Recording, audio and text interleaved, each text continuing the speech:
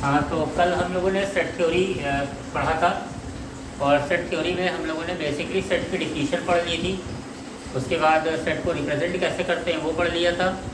और ये पढ़ा था कि काइंड्स ऑफ सेट के बारे में थोड़ा सा हम आज बात करेंगे। हमने पहला जो वीडियो बनाया था उसमें बताया था, लेकिन थोड़ा सा क्वालिटी वगैरह उसकी अच्छी नहीं थी, तो हम दोबारा काइंड्स ऑफ सेट से स्टार्ट कर रहे हैं। ठीक है, थोड़ा सा देख लेते हैं कुछ।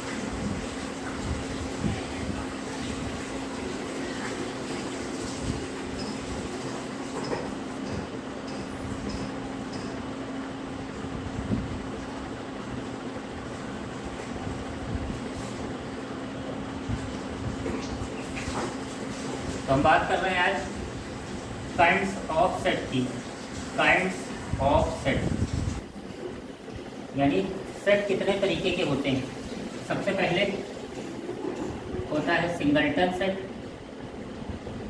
सिंगलटन सेट सिंगलटन सेट बेटा वो होता है जिसके अंदर केवल और केवल एक एलिमेंट होता है। जैसे ए, ये लिख दिया, इसके अंदर एक एलिमेंट है, इसको सिंगलटन सेट बोलेंगे। ठीक है, या जैसे 2 लिख दिया तो ये भी सिंगलटन सेट है। मतलब काउंटिंग में उसके अंदर गिनती, मतलब एक एलिमेंट ही होनी चाहिए, नंबर ऑफ एलिमेंट उसके अंदर 1 होना चाहिए, तो उसको बोलते हैं सिंगलटन सेट। नंबर 2 आता है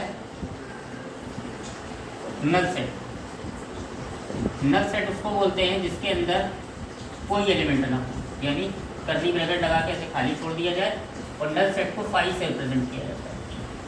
नल सेट को 5 से रिप्रेजेंट किया जाता है। नंबर 3 की बात आती है, तो नंबर 3 में आता है फाइनाइट सेट। फाइनाइट सेट उसको बोलते हैं जिसके अंदर नंबर ऑफ एलिमेंट काउंटेबल हो। जैसे फॉर एग्जांपल अगर हम बात करें 1 2 3 4 ऐसे लिख दिया, तो इसके अंदर नंबर कितने एलिमेंट हम उनको काउंट कर सकते हैं, जिसको बोलते हैं काउंटेबल सेट या फाइनाइट सेट। मतलब जिसके अंदर एलिमेंट को हम काउंट कर सकें उन्हें फाइनाइट सेट। उसके बाद चौथा होता है non finite set. Non finite set non finite set में क्या होता है? नॉन फाइनाइट सेट वो सेट होते हैं जिनके अंदर हम लोग एलिमेंट को काउंट नहीं कर सकते हैं। जैसे एग्जाम्पल के लिए हमने लिख दिया set of natural number. Natural number, ठीक। तो सेट ऑफ नेचुरल नंबर जैसे 1 2 3 4 एंड 4, इसके अंदर एलिमेंट कितने हैं वो हम काउंट नहीं कर सकते, तो इसलिए इनको हम बोलते हैं नॉन फाइनाइट सेट।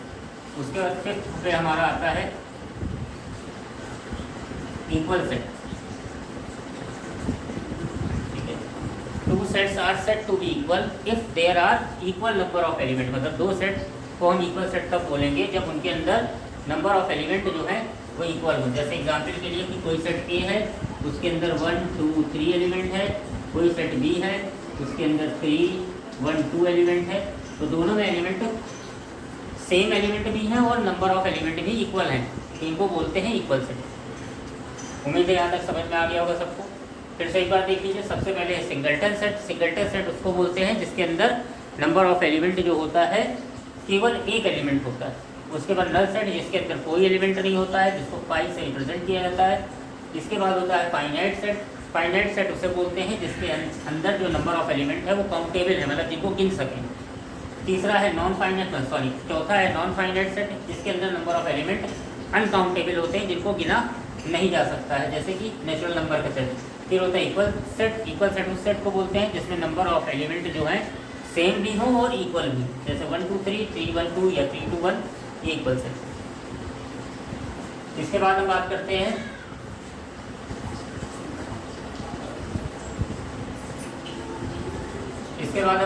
हैं काइंड्स ऑफ सेट। हो गया काइंड्स ऑफ सेट के बाद इसी के अंदर एक और सेट आता है जिसको बोलते हैं इक्विवेलेंट सेट।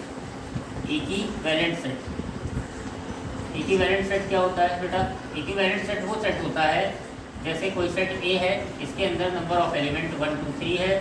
कोई सेट बी है जिसके अंदर मान लीजिए number of element A B C है।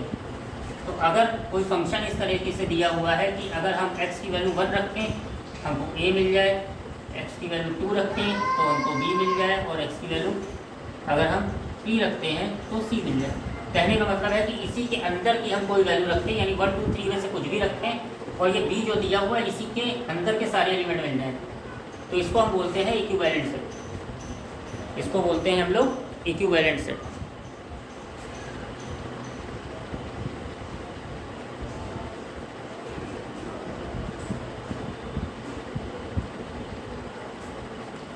तो इसको हम बोलते हैं इक्विवेलेंट सेट। इक्विवेलेंट सेट होने के लिए जरूरी है कि अगर इसमें 3 एलिमेंट हैं तो इसमें भी 3 एलिमेंट हों, लेकिन ये जरूरी नहीं है कि दोनों एलिमेंट सेम हो। जरूरी क्या चीज़ है कि इसके अंदर का अगर हम कोई एक एलिमेंट उठाएं, ठीक है, मान लो कोई फंक्शन दिया हुआ है, जैसे f(x) बराबर दिया हुआ है, मान लो x² दिया है एग्जाम्पल के लिए, तो अब x की वैल्यू अगर 1 रखें तो हमको या तो a मिल जाए या b मिल जाए या c मिल जाए, ठीक है। मतलब जैसे मैं 1 रखा यहाँ, तो अब जाहिर सी बात है यहाँ 1 रखेंगे तो 1 मिलेगा, लेकिन कुछ इस तरह से फंक्शन डिफाइन किया गया होता कि हमको यहाँ पे 1 रखते और हमको a मिल जाता या b मिल जाता, सपोज a मिल जाता।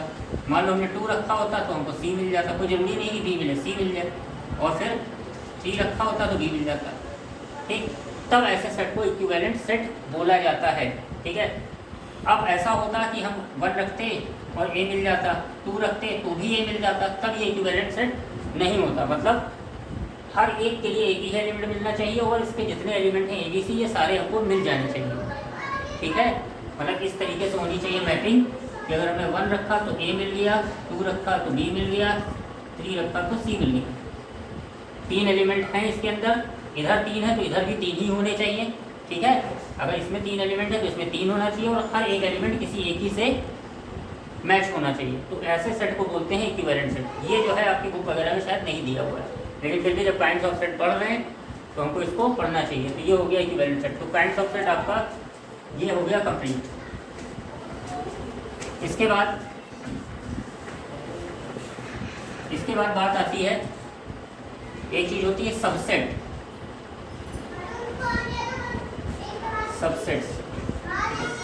सबसेट क्या होता है? सबसेट होता है, इसका सिंबल होता है कि जैसे लिखा जाए A सबसेट ऑफ B, ठीक है। A इसको पढ़ते हैं, इस साइन को पढ़ते हैं सबसेट, इसको पढ़ेंगे A सबसेट ऑफ B, ठीक है।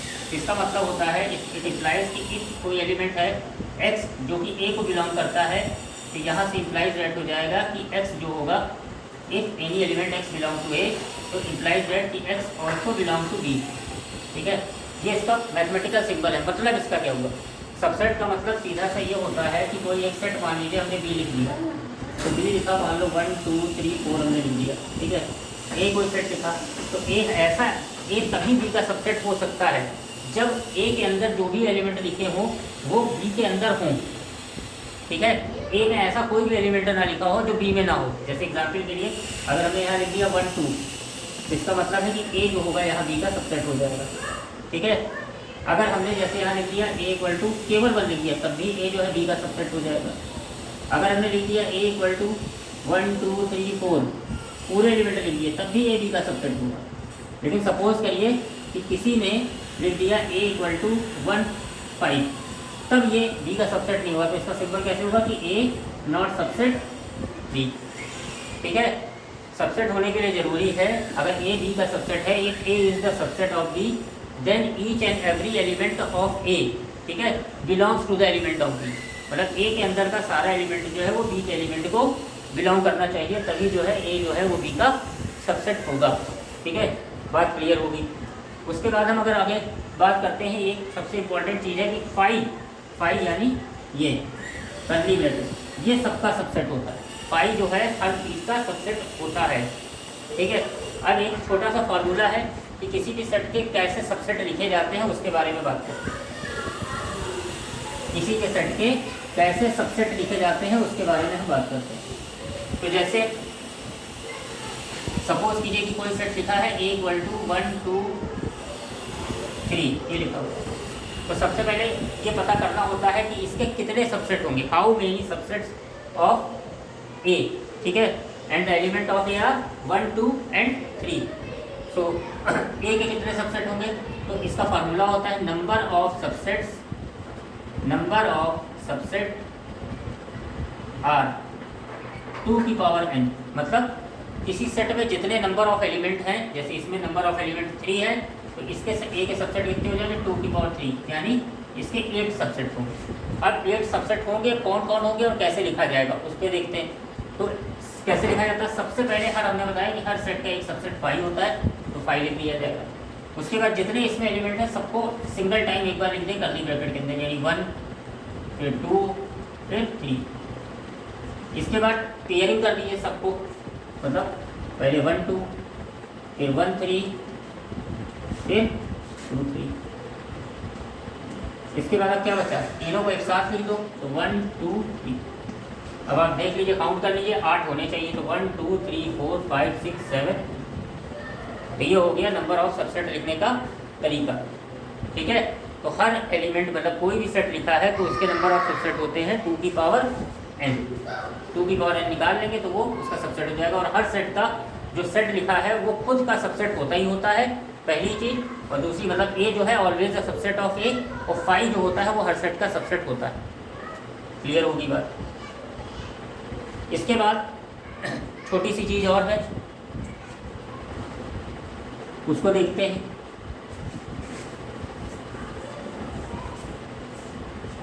वो है operation on sets. Operation on sets.